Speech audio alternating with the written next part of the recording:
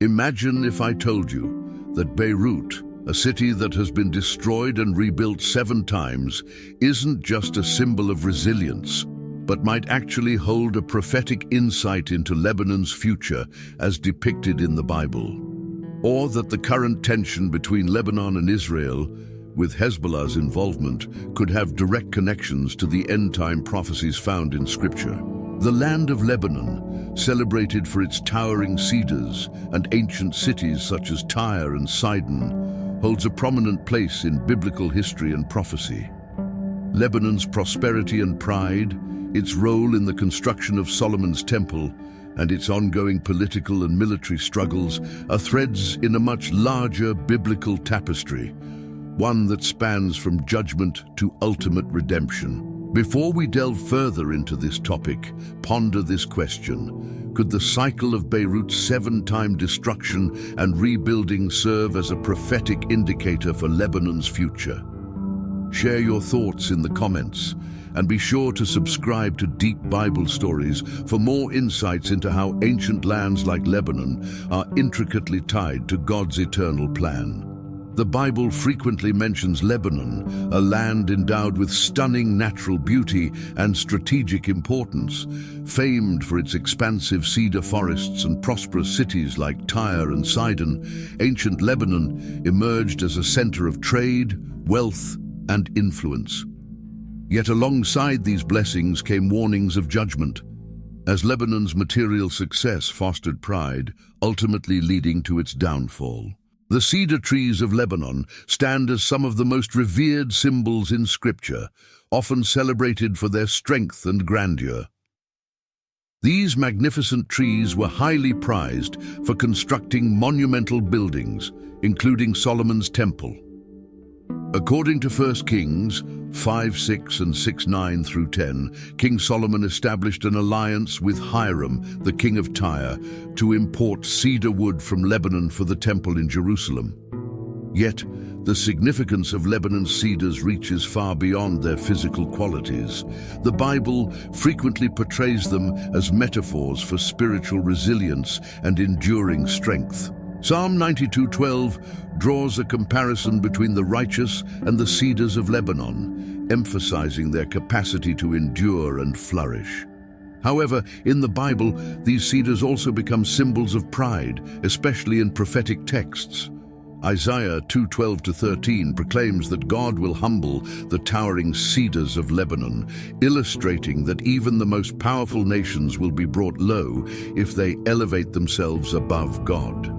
Although Lebanon's cedars were used to honor God in the temple, they stand as a reminder that pride ultimately leads to judgment.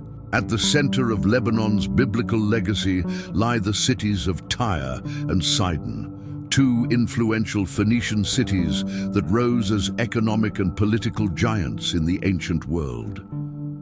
Renowned for their maritime trade, wealth, and influence, these cities commanded extensive trading networks across the Mediterranean. Tyre especially became a symbol of economic power, amassing great wealth through the trade of cedarwood, purple dye, and metals. As its prosperity grew, so did its pride. A hubris vividly illustrated in Ezekiel 28, where the ruler of Tyre is depicted as claiming divinity based on his wisdom and riches. God responds decisively to this arrogance, proclaiming that Tyre will be brought to ruin and humbled before the nations. Because your heart is proud, and you have said, "I am a god," though you are but a man and no god, yet you make your heart like the heart of a god. Therefore, behold, I will bring foreigners upon you, the most ruthless of the nations, and they shall draw their swords against the beauty of your wisdom and defile your splendor. Ezekiel 28:2-7. This prophecy found its historical fulfillment when Nebuchadnezzar of Babylon besieged Tyre, and later when Alexander the Great completely destroyed the city in 332 BC. Isaiah 23 also foretells Tyre's downfall, lamenting that this once thriving city of commerce would be left desolate. Ezekiel 26 goes further, describing in vivid detail how Tyre would be scraped down to a bare rock, a prophecy fulfilled with remarkable precision. Sidon, Tyre's sister city, met a similar fate. In Ezekiel 28:22-23, God pronounces judgment on Sidon, saying, "I am against you, Sidon, and I will gain glory within you. They will know that I am the Lord when I inflict punishment on her." Both cities, once symbols of prosperity and pride, stand as powerful reminders that wealth and arrogance ultimately lead to divine judgment.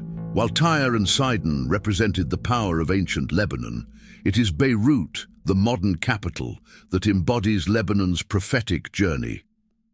Over centuries, Beirut has been destroyed and rebuilt 7 times, earning the nickname the Phoenix City. Each resurgence from the ashes mirrors biblical themes of destruction and renewal. In Scripture, the number 7 frequently symbolizes completion or divine perfection. Beirut's 7-fold cycle of destruction might be seen as echoing God's process of judgment followed by restoration. Just as Israel endured destruction and exile only to be restored by God, Beirut's resilience through centuries of war and devastation might hint at Lebanon's prophetic purpose. Some scholars view Beirut's ability to withstand these cycles of destruction as a symbol of Lebanon's ultimate role in God's plan. Similar to Israel, which has been humbled repeatedly but ultimately restored, Lebanon could be a nation that, despite experiencing judgment, is destined for redemption in the end times. In modern times, Lebanon remains central to Middle Eastern tensions, largely due to the actions of Hezbollah, a militant group based in Beirut.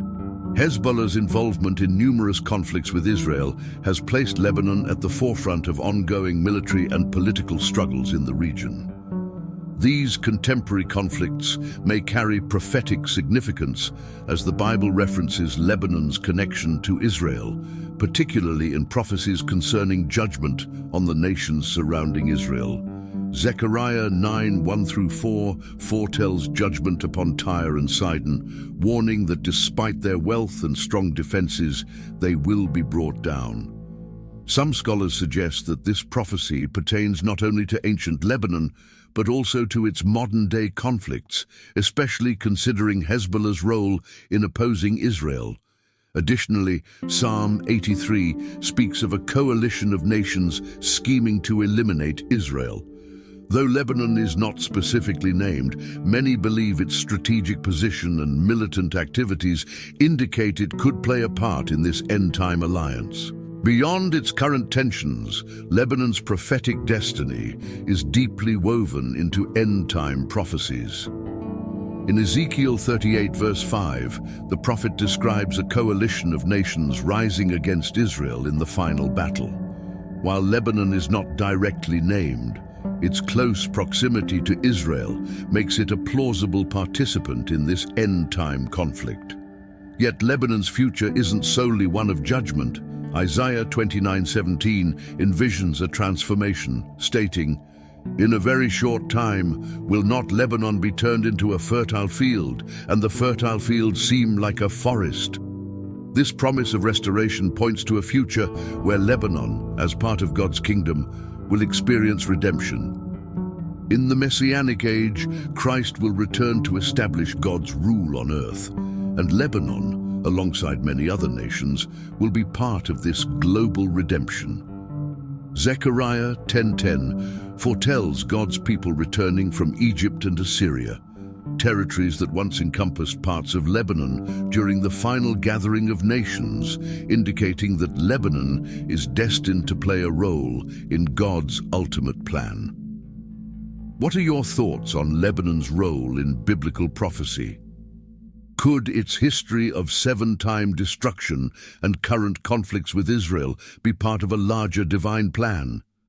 Share your insights in the comments below, and don't forget to subscribe to Deep Bible Stories for more in-depth explorations of how nations play significant roles in God's prophetic timeline.